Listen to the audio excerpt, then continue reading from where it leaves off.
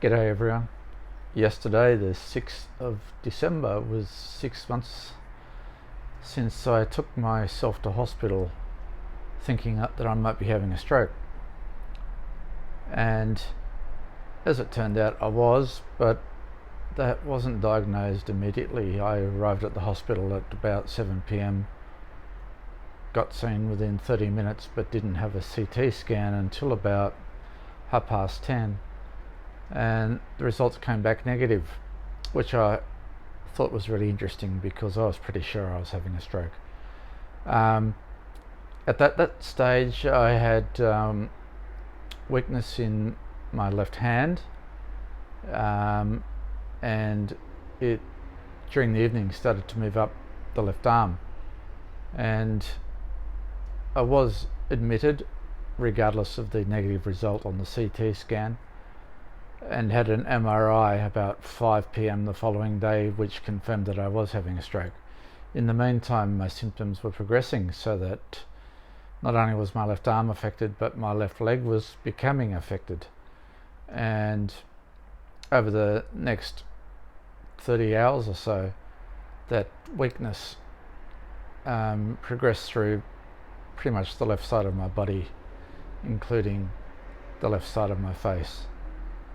So the MRI confirmed that I had a stroke in the right middle cerebral artery, which of course affects the left side. By the time the stroke had completed, it had left the left side of my body, the entire left side of my body, weakened. My left hand was kind of doing this, and I couldn't unclasp it. That little bit of shaking that you can see there, that's a spasticity in the left hand, means that it's overworking in the muscles and it's hard to keep it steady. I couldn't raise my left arm at all, unless I yawned, and for some reason I had a reflex action and my left arm raised itself directly above my head, and once the yawn finished, it kind of collapsed. So I had a bit of a journey ahead of me. I stayed at Royal North Shore for about 7 or 8 days, and I think about the third day or so, I saw a physio for the first time, who started doing some therapy with me. Up until that point, the only way I could move was to be moved around on what's called a Sarah Steady. It has a plank at the bottom once you place your feet, and then nurses help you to stand up, and you grab a bar to help yourself stay steady, whilst they swing in support behind your bum. You then lean back on that, and they transport you to wherever you need to go, which was primarily the bathroom. And that was an adventure in itself, but I won't go into that. After about a week there, I got transferred to Growthwaite Rehab Centre, which is attached to the Ryde Hospital here in Sydney. It was 7 p.m. at night. I got transferred into the lower ward, which has very few patients, into a room by myself, and basically saw a nurse that evening who helped me in the toilet, and then I went off to sleep, not really knowing what was going to happen the next day. I rang Josie, my wife, early the next morning when I woke up, distraught, distressed, despondent, fairly sure that nothing was going to improve with my situation, and I thought, why bother being here? Why am I here? In the existential sense, really, not just why am I in that particular facility. The damage that had already occurred to my brain over the years because of the Cardisil, I suspected meant that I really didn't have a great chance of recuperating in any way, in any meaningful way. The neuro registrar came and saw me that morning, and I told her how I felt and my reasoning for it. She explained that the white matter damage in my brain, which is damage to the neurons that control everything in your body, really wouldn't impact on my ability to recuperate and to rehabilitate, at least to some degree. So I took heart from that, and the next day, well, actually that day, I went to the gym, and one of the physios there, Jack, put me in this device which hangs from the ceiling, puts you in a support vest, so you got no chance of falling. And I took my first hesitant steps,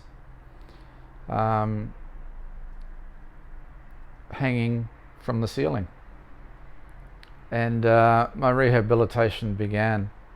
I should say that while I was at Royal North Shore, I did see a physio who helped me to shakily stand, supported obviously, to help start strengthening my left leg.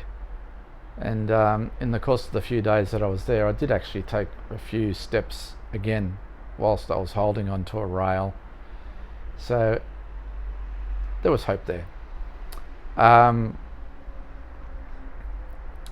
It became obvious that my mouth from here across to there had become affected by the stroke, and so I did have a few speech therapy lessons. You can hear, I think, sometimes that I have a little bit of issue with talking. That's partly because of the effect on the lips.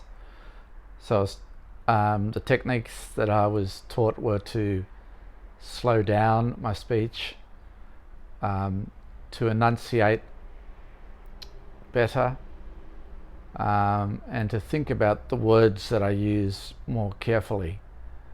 So I'm reasonably happy with how things are going on that front.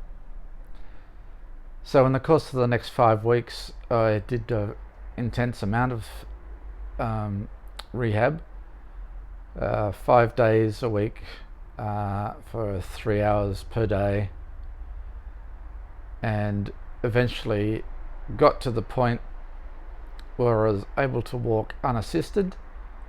And it's not pretty, gotta say, but I can walk slowly. I have to make sure that I'm focusing on my balance.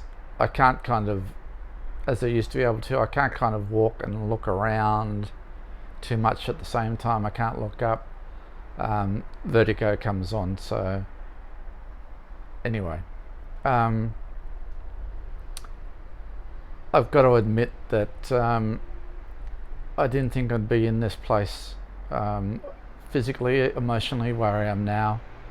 When I look back 6 months ago, as I say, I thought that there really wasn't any hope at all. So I'm not sure how far the progression will go going forward. I hate that saying, going forward, in the future. But I'm hopeful. So for the time being, I am where I am, which is 1,000% better than where I was when I first went into hospital. All right, catch you all later.